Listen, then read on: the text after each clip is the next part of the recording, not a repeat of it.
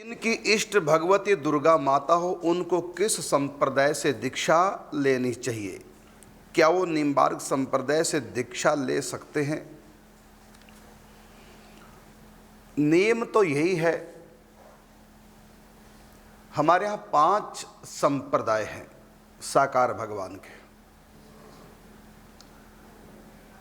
वैष्णव संप्रदाय जिससे हम दीक्षित हैं, निम्बार्क संप्रदाय जिसका एक संप्रदाय है, इसको बोलते हैं वैष्णव संप्रदाय, निम्बार्क वैष्णव संप्रदाय। दूसरा होता है, इस वैष्णव के अंतर्गत भी 4 संप्रदाय हैं और कई उप संप्रदाय भी हैं। ये चर्चा बाद में विस्तार से करेंगे। अब तो आपके प्रश्न का उत्तर सूक्ष्म रूप से। तो 5 संप्रदाय है पंचदेवों को, जिनको हम पंच परमेश्वर कहते हैं। बहुत बार आप श्रवण भी कर चुके हैं। उसमें भगवान नारायण, भगवान शिव, भगवती दुर्गा, भगवान गणेश और भगवान सूर्य नारायण, ये पंच परमेश्वर हैं, पांचों परमात्मा के स्वरूप हैं। तो इन 5 परमेश्वरों से 5 संप्रदाय चले हैं, 5 गुरु परंपराएं चली हैं। दुर्गा जी से जो गुरु परंपरा चली है उसका नाम है शाक्त संप्रदाय। भगवान विष्णु से जो परंपरा चली है, भगवान विष्णु के विविध अवतारों से, रामकृष्ण आदि से, तो वो वैष्णव कहलाए। भगवान शिव से जो संप्रदाय प्रारंभ हुई उसका नाम हुआ शैव संप्रदाय। इसी प्रकार गणेश भगवान से जो संप्रदाय प्रारंभ हुई वो गणपत्य संप्रदाय। इसी प्रकार सूर्य भगवान से जो गुरु परंपरा प्रारंभ हुई उसका नाम हुआ सूर्य। तो ये 5 मुख्य संप्रदाय है सनातन धर्म के। और ये 5 संप्रदाय क्या है तो मैं बताना चाहूँगा। जो भी हम इन पंच परमेश्वर में किसी भी एक को इष्ट मान के उपासना करते हैं तो सबसे पहले दीक्षा लेना बहुत आवश्यक है। और दीक्षा उसको बोलते हैं कि जिन इष्ट देव की हम प्राप्ति करते हैं, जो हमको गुरु ने मंत्र दिया, वो उसकी परंपरा प्रारंभ इष्ट देव से ही होनी चाहिए।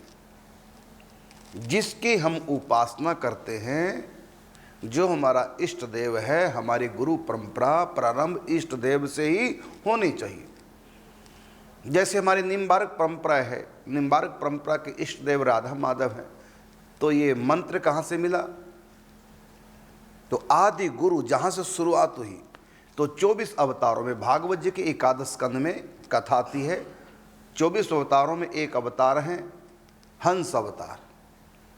राधा कृष्ण का सम्मिलित स्वरूप हंस अवतार। हंस अवतार भगवान से हमारी परंपरा, गुरु परंपरा आरंभ हुई है, जो राधा कृष्ण का सम्मिलित स्वरूप है। इसी प्रकार श्री संप्रदाय है, वहाँ भगवान नारायण के मंत्र की दीक्षा होती है। तो ये नारायण मंत्र की दीक्षा कहाँ से प्रारंभ हुई? भगवान नारायण से। भगवान ने श्री अर्थात लक्ष्मी को मंत्र दिया, लक्ष्मी ने आगे इसका प्रचार किया। इस प्रकार ये हो गया श्री संप्रदाय। ऐसी रामानंद संप्रदाय, भगवान राम से मंत्र प्रारंभ हुआ, भगवान राम ने सीता जी को मंत्र दिया है, आगे होते होते यहाँ तक पहुँचा है, तो ये हो गया रामानंद संप्रदाय। ऐसी गौड़ेश्वर संप्रदाय है, तो वो भगवान श्री कृष्ण ने ब्रह्मा जी को उपदेश किया मंत्र का, और फिर होते होते यहाँ तक पहुँचा। और एक है रुद्र संप्रदाय, पुष्टि मार्ग, बल्लभ कोली भी कह देते हैं, विष्णु स्वामी संप्रदाय भी कह देते हैं। तो इनकी परंपरा भी भगवान श्री कृष्ण से प्रारंभ हुई। भगवान श्री कृष्ण ने रुद्र को उपदेश दिया मंत्र का, उसके बाद आगे होते होते यहाँ तक पहुँचा। अर्थात जिस भी इष्ट के मंत्र का हम जाप करते हैं, वो मंत्र इष्ट से ही प्रारंभ होता है।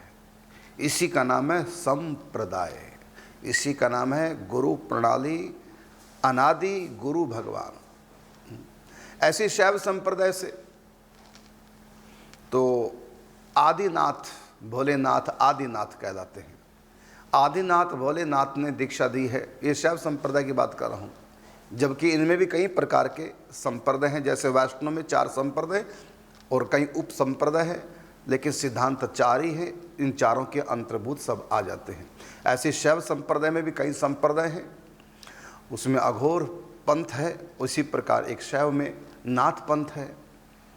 आदिनाथ भगवान शिव ने दीक्षा दी है मच्छिंद्रनाथ को, मच्छिंद्रनाथ ने दीक्षा दी है गोरक्षनाथ को, गोरक्षनाथ ने शिक्षा दीक्षा दी है ज्ञानीनाथ को, ज्ञानीनाथ ने दी है निवृत्तिनाथ को, निवृत्तिनाथ जी ने शिक्षा दीक्षा दी है ज्ञानेश्वर जी को, ज्ञानदेव को। आगे परंपरा बहुत चली है, सबसे अधिक परंपरा महाराष्ट्र में, और फिर आगे इनकी और भी कई शाखाएं आगे निकलती हैं। लेकिन हम कहीं से भी दीक्षा लें, किसी भी संत से लें, तो दीक्षा का जो आदि है वो भगवान से ही होता है। अब आपका प्रश्न आप समझ गए होंगे सिद्धांत क्या है। अब आपका प्रश्न है कि जिनकी इष्ट दुर्गा माता उनको किस संप्रदाय से दीक्षा लेनी चाहिए। इसका उत्तर है शाक्त संप्रदाय से दीक्षित होना चाहिए। आपने कहा क्या वो निम्बार्क संप्रदाय से दीक्षा ले सकते हैं? लेने को तो आप कहीं से भी ले लें दीक्षा, लेकिन हमारी जो दीक्षा है वो राधा कृष्ण की है, हमारी निकुंज उपासना है, और ये अनादिकाल से चली आ रही है। जब से सृष्टि है, हंस भगवान ने सनकादिकों को, सनकादिकों ने देवऋषि नारद जी को, देवऋषि नारद ने सुदर्शन चक्र अवतार भगवान निम्बार्काचार्य जी को, भगवान निम्बार्काचार्य जी ने पांचजन्य शंख अवतार श्रीनिवासाचार्य जी को। इस प्रकार पीढ़ी दर पीढ़ी होते हुए ये दीक्षा निकुंज की पहुँची हमारे सदगुरुदेव भगवान तक। आगे फिर कितने महापुरुषों को आगे आगे, तो हम तो वही दीक्षा देंगे ना, जबकि हमको पता है शाक्त संप्रदाय में क्या दीक्षा दी जाती है। पांचों संप्रदायों की पांचों प्रकार की दीक्षा हम जानते हैं, लेकिन अधिकार हमको वही है जो हमको गुरु से प्राप्त हुआ, वही हम अधिकार पूर्वक आपको दे सकते हैं, नहीं तो दूसरे नहीं। भले हम जानते हैं लेकिन नहीं दे सकते। तो नवारण मंत्र होता है शाक्त संप्रदाय में,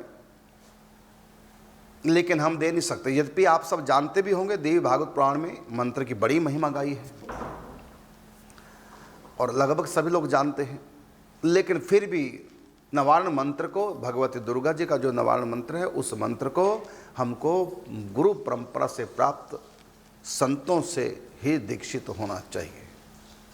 रही बात नाम की, तो मैं आपको कहना चाहूँगा, आप भगवती दुर्गा के यदि उपासक हैं तो एक नाम मैं आपको दे रहा हूँ, वो नाम आप हर समय जप कर सकते हैं।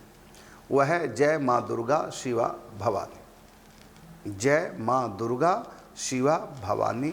आप इस नाम का हर समय जाप करते रहें और भगवती दुर्गा जी से अपने इष्ट से प्रार्थना करते रहें कि हमको आपका मंत्र प्राप्त हो जाए, हमको ऐसा गुरु मिले जो आपके चरणों में हमको पहुँचाए।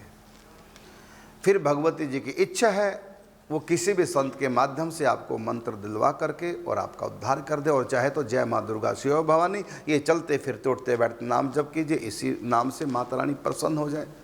लेकिन नियम तो यही है कि आपको दीक्षा शाक्त संप्रदाय से ही लेनी चाहिए, और नहीं तो एक और मैं बात बताना चाहूँगा। हमको जितनी जानकारी उसके अनुसार